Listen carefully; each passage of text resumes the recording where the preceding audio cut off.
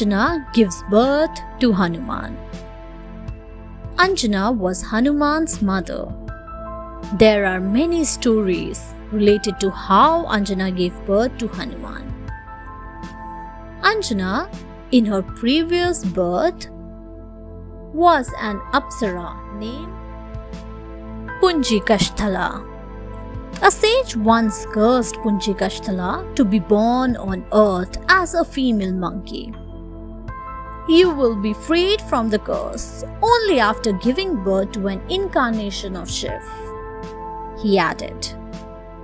Punji Kastala was reborn as Anjana on earth and was married to Kesari, the king of monkeys. One day, Anjana was worshipping Shiv. On the other hand, King Dashrath of Ayodhya was performing a ritual to have children. Agni gave him a divine rice pudding to be shared among his 3 wives. However, an eagle grabbed a portion of the pudding and flew away. Meanwhile, the wind god blew the wind in the direction where Anjana was worshipping Shiv. The pudding fell into Anjana's palm and she consumed it. After some months, Anjana gave birth to Hanuman.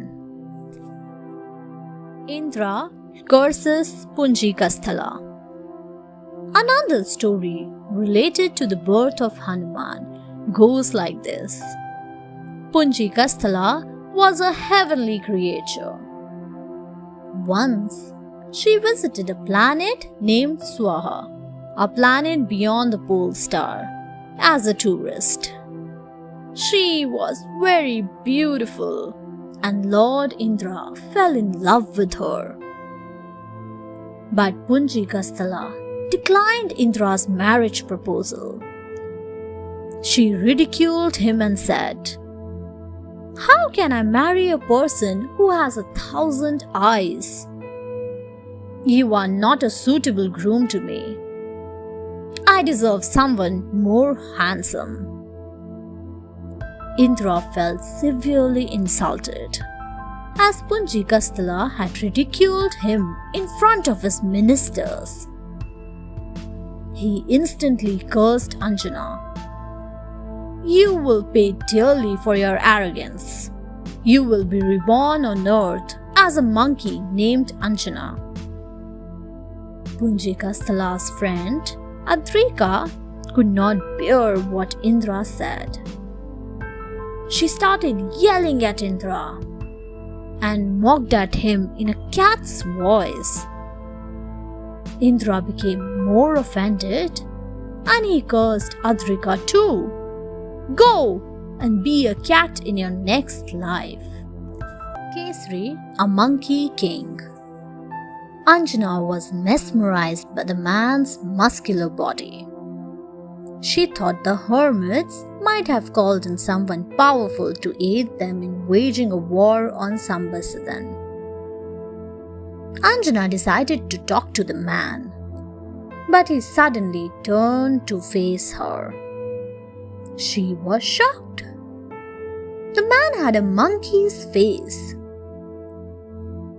He behaves as a king, so he definitely must be the king of the monkeys of this forest, she thought. He spoke to Anjana in a powerful voice. "I am Kesari. I believe you are also going to fight in this battle against the demon. I like your fearless nature." Anjana was filled with pride as she practiced with her weapon. "You are also fighting the monster? That means you are a courageous man too," she said.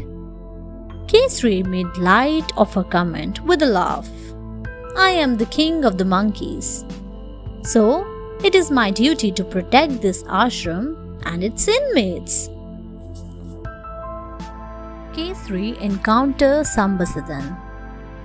Anjana looked at Kesari in admiration.